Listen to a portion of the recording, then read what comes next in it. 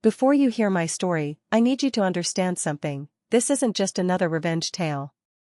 This is about the invisible child who became unstoppable. If you've ever felt unseen, unheard, or unworthy, this story is for you. And trust me, by the end, you'll want to share this with everyone who needs to know that justice, though delayed, is inevitable. So like this video if you've ever been the forgotten one, comment if you've survived a narcissist, and share it with someone who needs to hear that their day of victory is coming. My name is Lee, and for 26 years, I've lived in the shadows of Chesapeake, Virginia. Not by choice, but by design, a carefully orchestrated family system that relegated me to the role of the lost child, the one who should neither be seen nor heard. The lost child is usually known as the quiet one or the dreamer. The lost child is the invisible child. They try to escape the family situation by making themselves very small and quiet. He stays out of the way of problems and spends a lot of time alone. That was me. The third born in a narcissistic family dynasty where my cousin Madison reigned supreme. Madison. Even saying the name now makes my jaw clench. 3 years older than me, blessed with conventional beauty, a trust fund from her deceased father, and most importantly, the golden child status in our twisted family hierarchy. Any imperfections are usually blamed on the scapegoat, who is an easy and ready target for the family's shortcomings.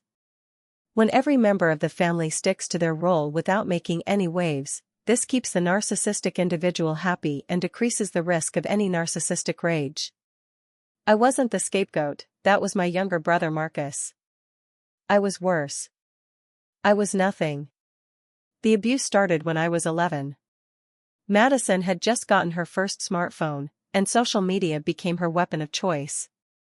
Every family gathering, every holiday, every milestone, she documented it all, carefully curating a narrative where she was the star and I was, at best, a blurry background figure. Lee's here too, I guess, she'd caption photos where I was barely visible in the corner. Someone has to be the family charity case, right? #blessed, #family first, #at least I'm not them. The lost child's lingering belief is I am not important. Madison made sure I believed it. The Thanksgiving incident of 2012 should have been my first warning. I was 14, had just won a regional science fair, and for once, I was excited to share good news with my family. But Madison had other plans. She'd failed her college entrance exams for the third time and needed a distraction. "Oh, Lee won something," she announced to the room full of relatives. "How cute." It's like when you give a participation trophy to the special kids. Everyone needs to feel included, right? The room laughed. Not cruel laughter, but worse, dismissive, patronizing chuckles that said they agreed. I was the family's participatory trophy. My mother, deep in her own narcissistic fog, waved her hand dismissively. "Madison, be nice to your cousin. You know Lee tries very hard." Tries very hard. As if my achievement was about effort, not ability. The scapegoat is often the target of constant criticism, emotional abuse, and unreasonable expectations. This role serves to divert the narcissist's own issues, creating a convenient scapegoat they can project their negative emotions and shortcomings. The scapegoat exists to keep the family's focus off of the narcissist and onto the scapegoat instead. But I wasn't even important enough to be the scapegoat. Marcus held that honor, absorbing the active abuse while I simply disappeared. By the time I turned 15, I'd perfected the art of invisibility. In a family where one parent struggles with alcoholism and another is preoccupied with managing the crisis, the lost child may learn that the safest course of action is to stay out of the way.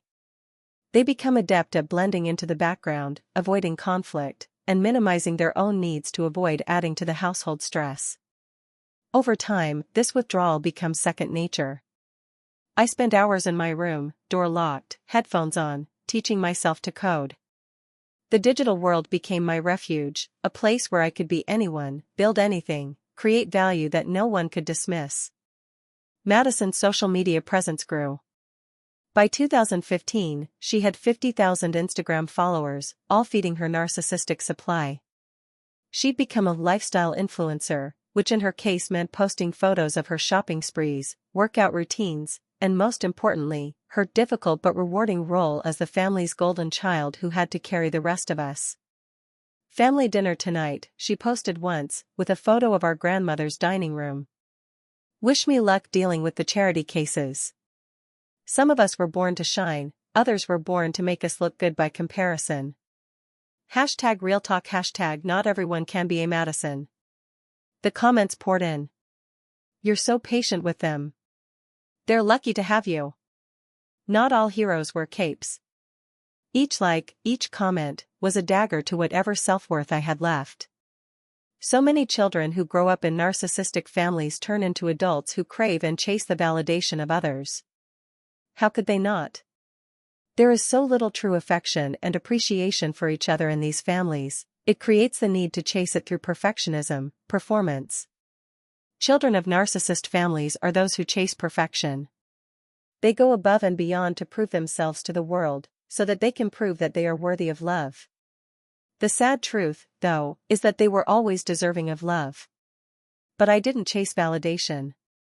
I'd given up on that. Instead, I chased competence, quietly building skills that no one in my family even understood. The Christmas of 2016 was when Madison's cruelty reached new heights.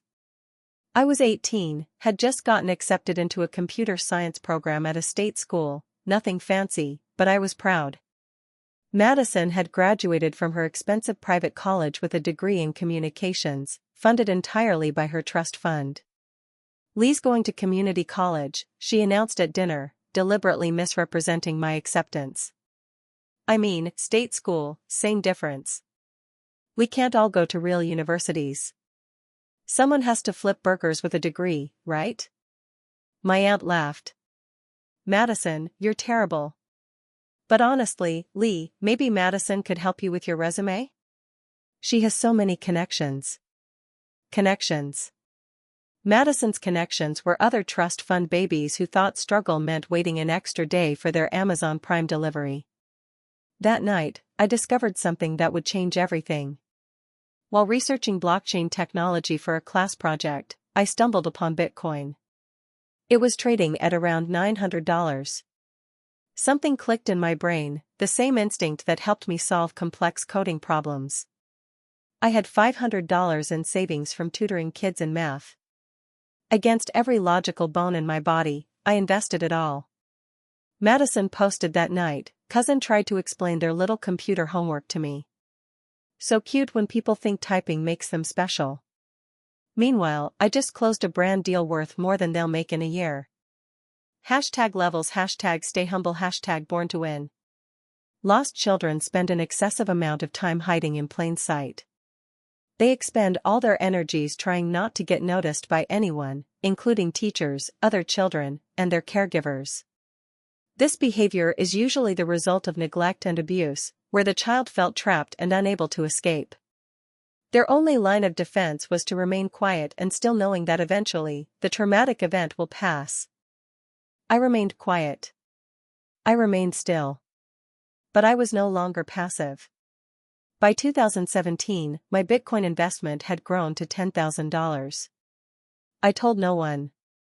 I reinvested, diversified into Ethereum, and started learning everything I could about cryptocurrency, blockchain technology, and digital assets. Inner resources.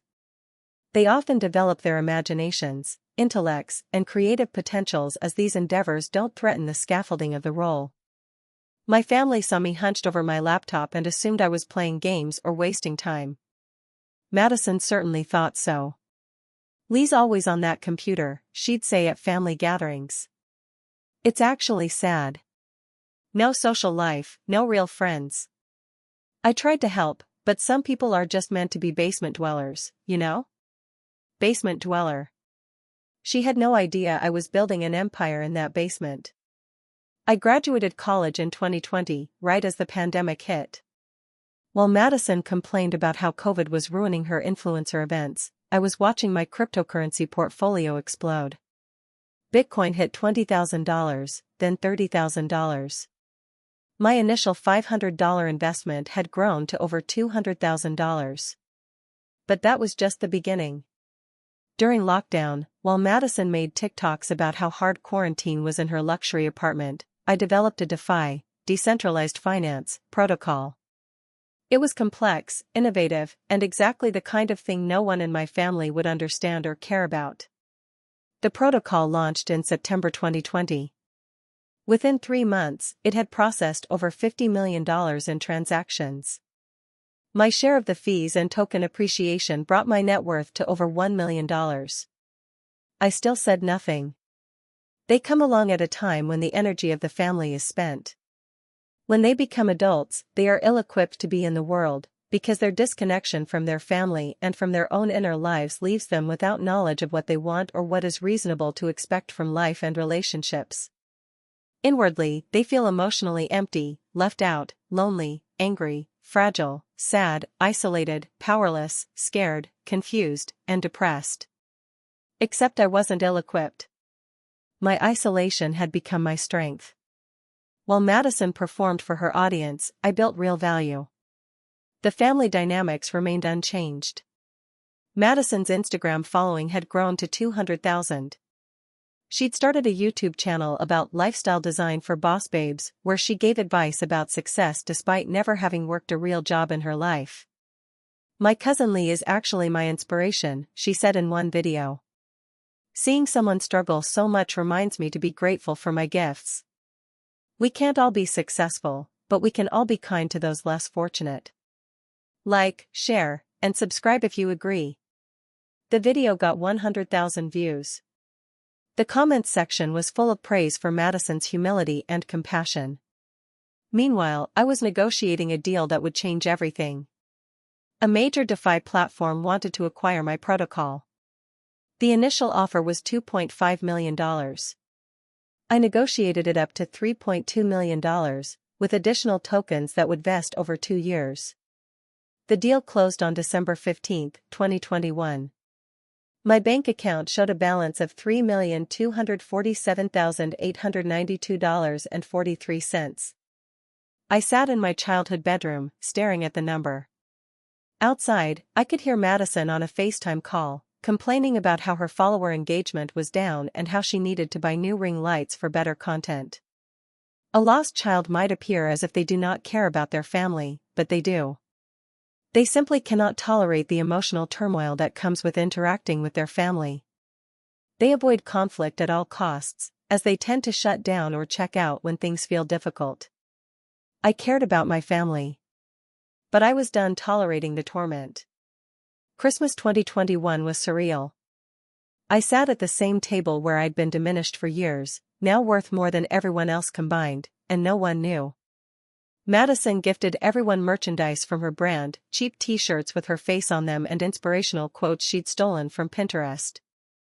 "I'm also excited to announce," she said, standing up dramatically, "that I've been invited to speak at the Chesapeake Women's Entrepreneurship Summit. They want me to talk about building a brand from nothing." From nothing. Her trust fund was worth $500,000. "That's wonderful, dear," my grandmother said. "You've worked so hard." "Unlike some people," Madison added, glancing at me, "I believe in creating value, not just consuming it." I smiled and said nothing. My portfolio had gained another $50,000 that week alone. The summit was scheduled for March 2022. It would be held at the Chesapeake Convention Center, a venue I knew well. I'd attended tech conferences there, always alone, always invisible. But Madison made a mistake. She posted the event details on all her social media, begging her followers to attend. "Come see me live. Watch me inspire. Learn how to level up like a real boss." She had no idea she was setting the stage for her own destruction. March 12, 2022. The Chesapeake Women's Entrepreneurship Summit. I arrived early, taking a seat in the back row. The auditorium was packed, roughly 500 attendees, mostly young women who followed Madison on social media. I recognized several family members in the audience, my aunt, 2 cousins, even my grandmother had made the trip. Madison took the stage in a designer outfit that probably cost more than most people in the audience made in a month. The giant screen behind her displayed her Instagram handle and a professionally edited montage of her journey. "Ladies," she began, "I'm here to tell you that success isn't about where you come from, it's about refusing to accept mediocrity." The irony was suffocating. She continued for 20 minutes, spouting platitudes about grinding and hustling when the hardest thing she'd ever done was wait in line at Starbucks. Then she said something that changed everything. "I want to tell you about someone who inspires me every day to work harder," she said, and my blood ran cold. "My cousin Lee." A photo appeared on the screen. It was from Thanksgiving, deliberately chosen to be unflattering, me in mid-bite, looking awkward and alone. The audience laughed softly, uncertainly. "Lee is what I call a cautionary tale," Madison continued. 26 years old, still living at home, no real job, no relationships, spending all day on the computer doing, honestly, I don't even know what. Probably Reddit or something equally sad. More laughter, louder this time. "But here's the thing," she said, affecting a serious tone. "Lee had the same opportunities one did. Same family, same resources. The difference? I chose to be exceptional. Lee chose to be invisible." Lost children, in early childhood, develop a belief that they are powerful enough to blame themselves for the woes of their families. She was rewriting history, erasing the trust fund, the connections, the constant emotional abuse that drove me into isolation. "Some people," she continued, "are just meant to be supporting characters in other people's stories. And that's okay. The world needs average people to make the exceptional ones shine brighter." She clicked to the next slide, a photo of her and me from last Christmas. She was front and center, glowing and polished. I was partially cropped out, a ghost at the edge of the frame. "Lee actually taught me the most important lesson of my life," she said. "That success is a choice. You can choose to hide, to be nothing, to waste your potential. Or you can choose to be like me, visible, valuable, and victorious." The audience erupted in applause. My grandmother was wiping tears, so proud of her golden grandchild. "Now," Madison said, "I want to do something special. Lee is actually here today. I made sure to get a ticket for family support." A spotlight started searching the audience.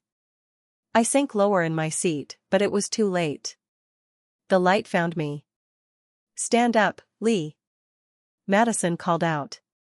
"Everyone, give Lee a round of applause for being brave enough to show up and learn."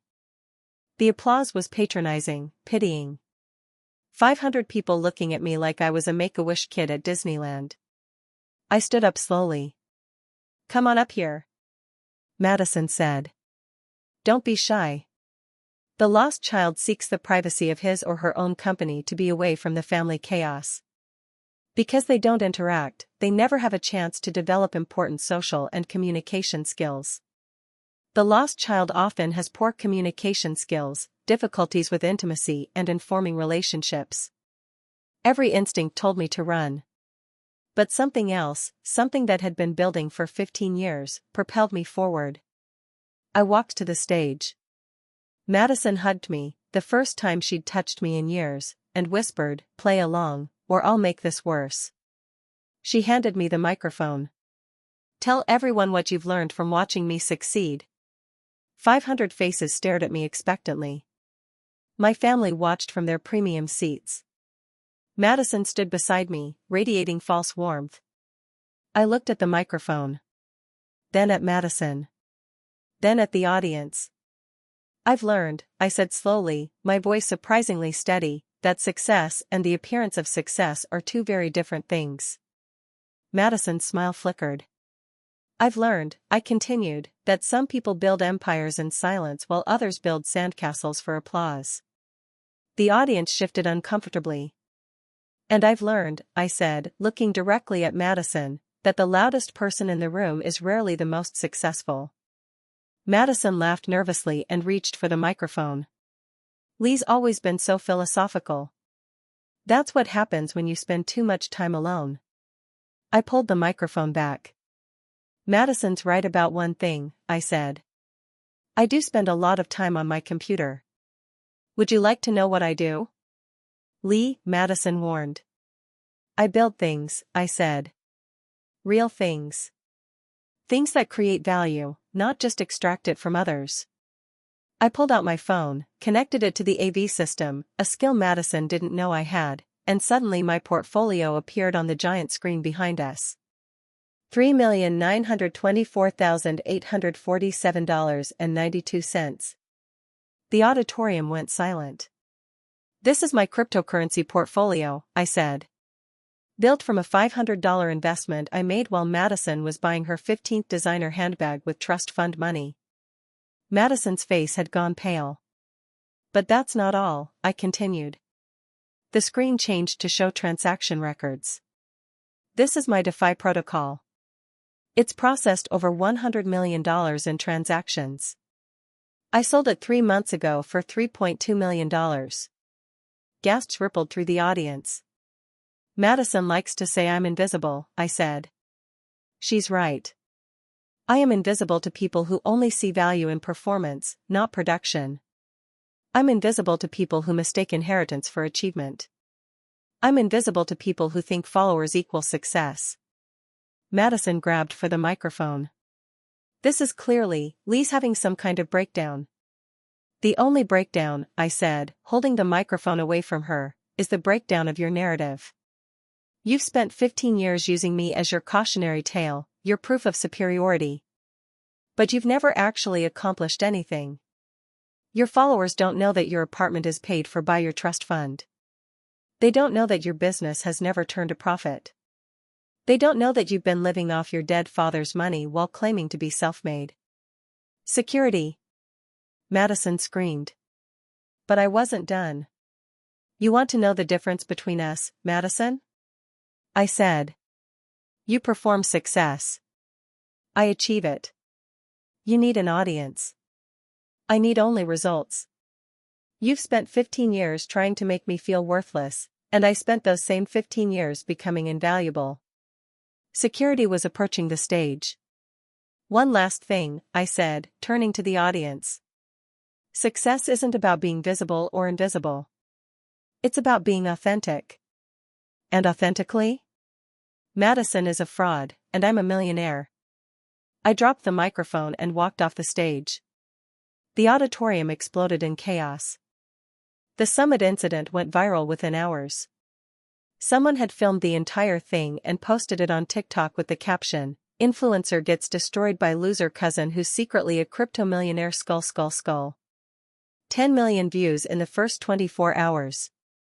Madison's Instagram was flooded with comments. So you're not self-made? Trust fund baby pretending to be an entrepreneur face vomiting. Your cousin is a legend.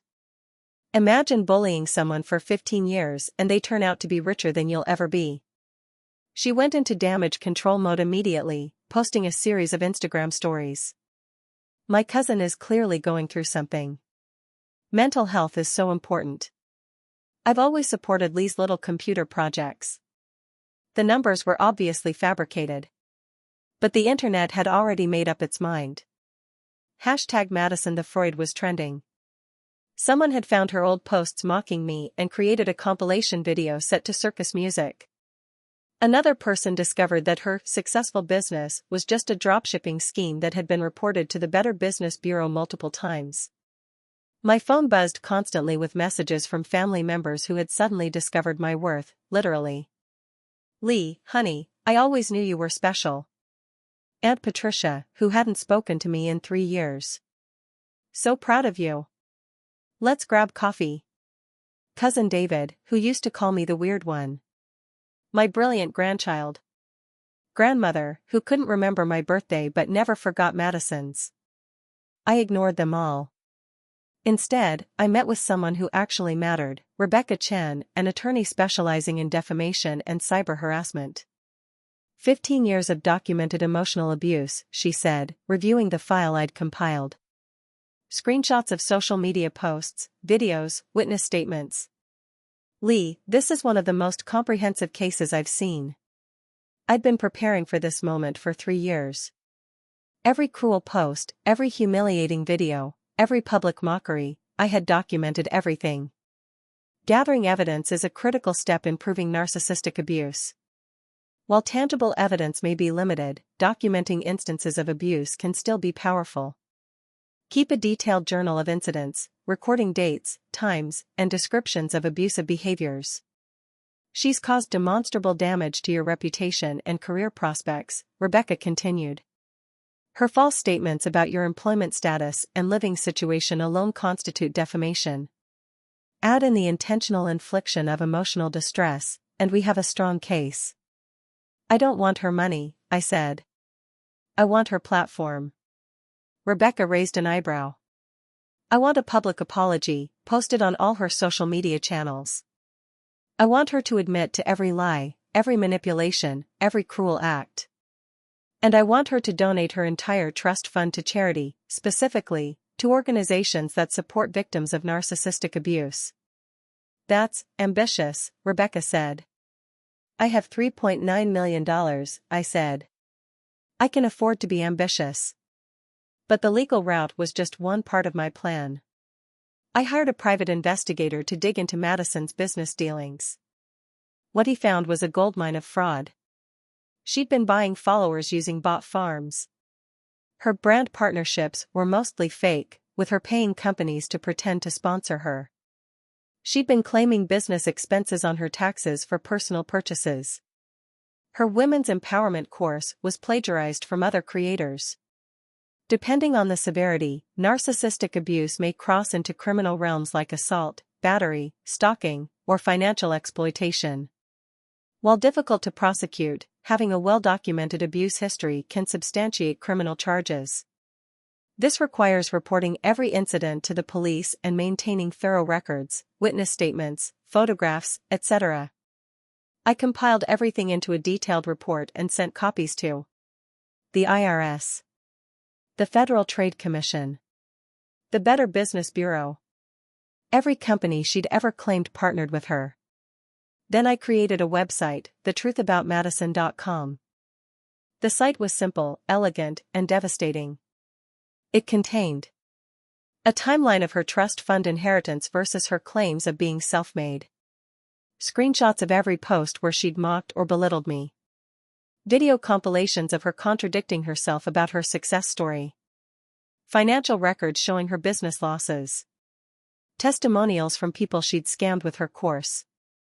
I didn't launch it immediately. First, I wanted to give her a chance to do the right thing. I sent her an email. Madison. You have two choices. 1. Issue a public apology, admit to your lies, and donate your trust fund to charity. 2. Face legal action, criminal investigation, and the release of thetruthaboutmadison.com. You have 48 hours to decide. Lee. P.S. I'm not invisible anymore. She responded within an hour. You psycho. You can't threaten me. I made you relevant. Without me, you're nothing. I'll destroy you. I forwarded her response to my lawyer with a note, please add harassment and threats to the lawsuit. Madison tried to get ahead of the situation by posting a YouTube video titled, My Cousin is Trying to Blackmail Me, a story of jealousy and mental illness. She cried on camera, claimed I'd always been jealous of her success, that I'd fabricated evidence, that my money was probably from illegal activities. She said I was dangerous, unstable, and that she feared for her safety. The video backfired spectacularly. People started fact-checking her claims in real time. Someone found blockchain evidence of my legitimate transactions. Another person discovered court records showing she'd been sued twice for fraud. A former employee came forward saying Madison had never paid her for 6 months of work. The 48 hours passed. I launched the website and filed the lawsuit simultaneously. March 15, 2022, 9 a.m. Eastern Standard Time. Thetruthaboutmadison.com went live. Within the first hour, it had 50,000 visitors. By noon, it was trending on Twitter. By evening, major drama channels on YouTube were covering it. The evidence was undeniable. Every claim was backed by documentation. Every lie was exposed with receipts. The investigation into her business dealings revealed Tax fraud totaling $147,000. Wire fraud from her fake sponsorship schemes. Identity theft, she'd been using my social security number for credit applications. Violation of FTC guidelines on disclosure. Madison's response was predictable. She claimed the website was harassment and tried to get it taken down. But everything on it was factual, documented, and legally protected as truth. Her followers abandoned her in droves. She lost 100,000 followers in 3 days. Brands that had actually worked with her issued statements distancing themselves. The Chesapeake Women's Entrepreneurship Summit released a press release stating they regretted providing a platform for someone who misrepresented their achievements. Then the legal dominoes started falling. The IRS opened an investigation. The FTC issued a cease and desist for her deceptive business practices. 3 former customers filed a class action lawsuit for fraud regarding her course.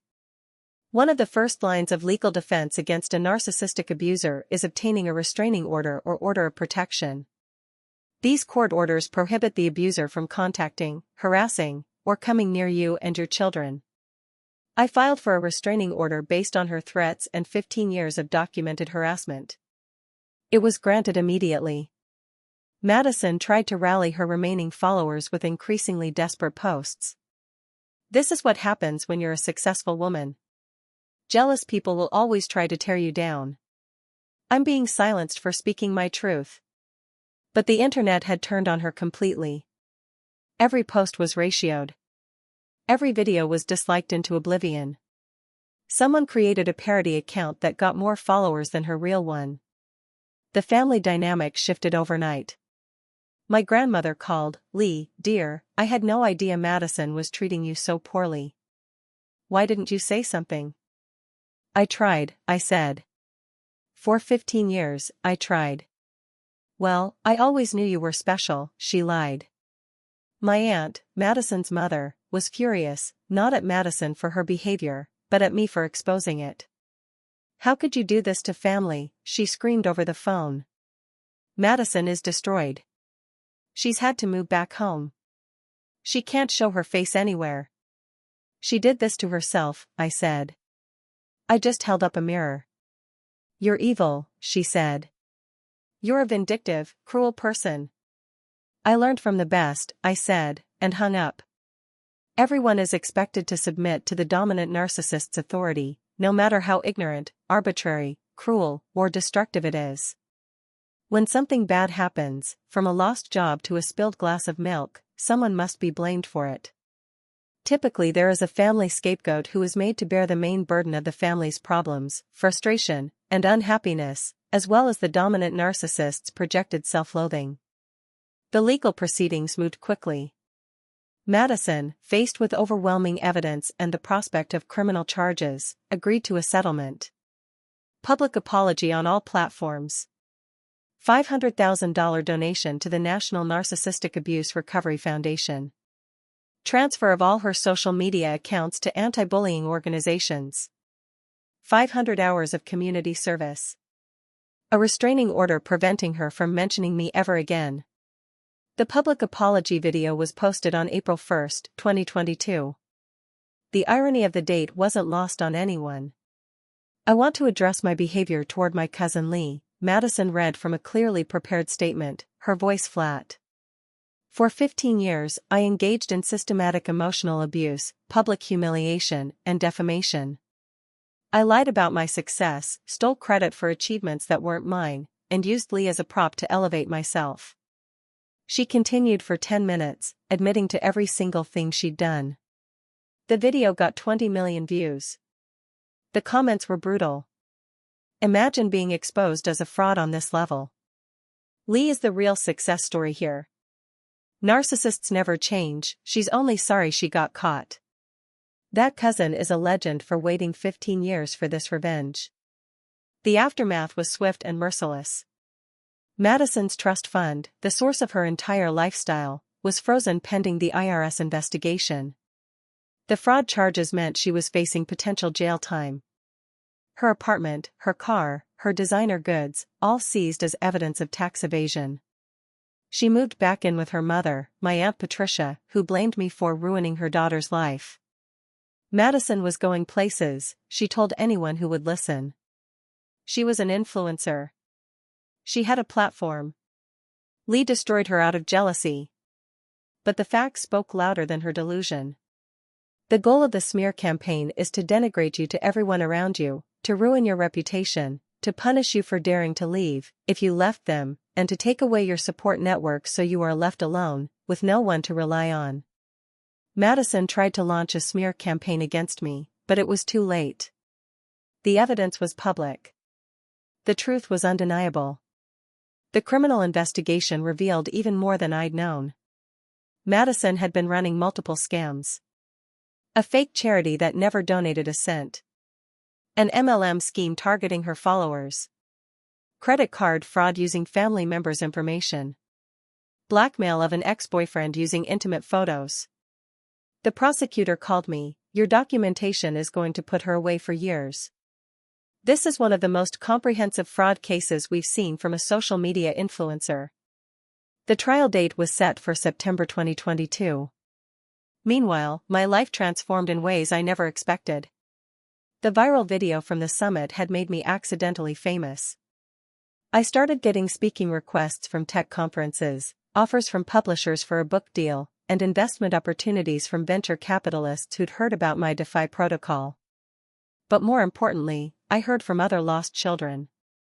Thousands of messages from people who'd lived in the shadows of narcissistic family members. "Your story gave me the courage to go no contact with my golden child sister. I'm 45 and just realized I've been the lost child my whole life. You showed me that success is the best revenge." According to the CPTSD Foundation, former lost children might go from relationship to relationship searching for the family they did not have or form no relationships at all. I started a support group for adult lost children. We met weekly, sharing stories of invisibility, discussing strategies for healing, celebrating each small victory of self-assertion. One member, Sarah, had been invisible to her family for 30 years while her narcissistic brother took credit for her achievements. After hearing my story, she finally stood up to him, revealing that the business he claimed to own was actually built with her money and expertise. Another member, James, had been mocked by his golden child sister for being weird and antisocial while he quietly built a successful gaming company. He sent her a photo of his Forbes 30 Under 30 feature with the caption, "Still weird, but now worth $10 million. The group grew to over 500 members. We called ourselves the Invisible Empire. Madison's trial began on September 15, 2022. She appeared in court looking nothing like the polished influencer she'd portrayed online. No designer clothes, no professional makeup, no ring light to catch her best angle. The prosecutor presented the evidence methodically. Financial records showing years of fraud. Testimonials from victims of her schemes. The systematic abuse and defamation of me. Tax evasion totaling nearly $200,000. Madison's defense was pathetic. She claimed she was addicted to social media validation and needed treatment, not punishment. She said she was a victim of toxic hustle culture that demanded she appear successful. When it was my turn to give a victim impact statement, I stood up slowly. Madison wouldn't look at me. For 15 years, Madison Thompson made me believe I was worthless. She used my pain as content, my failures as her victories, my invisibility as her spotlight.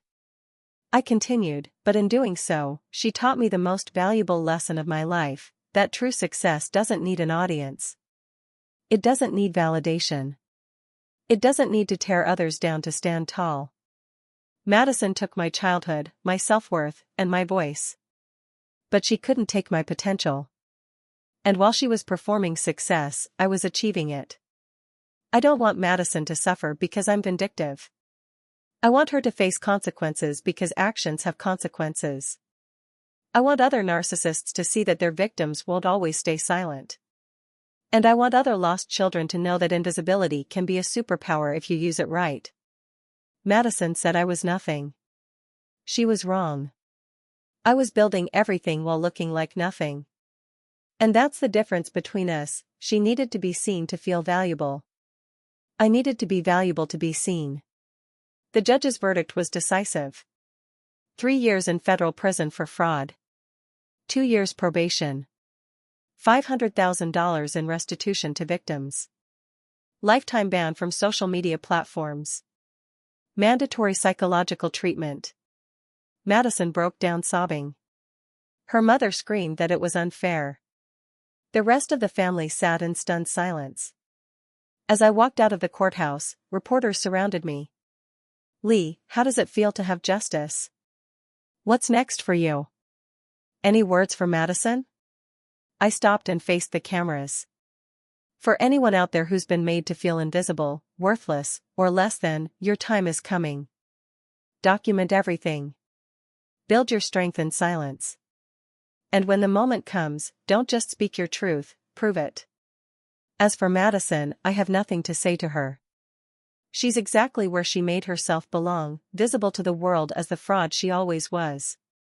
1 year later, I stood in front of an audience of 1,000 at the Tech Innovation Summit in San Francisco. Not in the back row, not cropped out of frame, but center stage, exactly where I belonged. "My name is Lee Chen," I said, using my full name for the first time in public. "And I'm here to talk about the power of invisible innovation." The presentation was about my new company, a blockchain-based platform for documenting and preventing digital harassment and abuse. We'd raised $10 million in funding and already had 100,000 users. "The best innovations," I said, "come from people who understand problems intimately. I understand what it's like to have your reality distorted by someone with a louder voice. I understand what it's like to have your achievements minimized and your failures amplified. I understand what it's like to be gaslit into believing you're worthless. That's why we built TruthChain, an immutable record of interactions that can't be deleted, edited, or denied. Proof of what really happened, when it happened, as it happened." The audience was riveted. My cousin, who's currently serving a federal sentence for fraud, taught me that narcissists depend on their ability to rewrite history. They rely on their victims not having proof. They count on the world believing their performance over our reality. TruthChain makes that impossible. The demo showed how the platform worked, every interaction timestamped on the blockchain, every claim verifiable, every pattern of abuse visible. We're partnering with domestic violence organizations, workplace harassment attorneys, and family therapists to provide victims with undeniable proof of their experiences. The applause was thunderous. Real applause, for real achievement. After the presentation, I was approached by Dr. Patricia Williams, author of The Invisible Child Syndrome and leading expert on narcissistic family dynamics.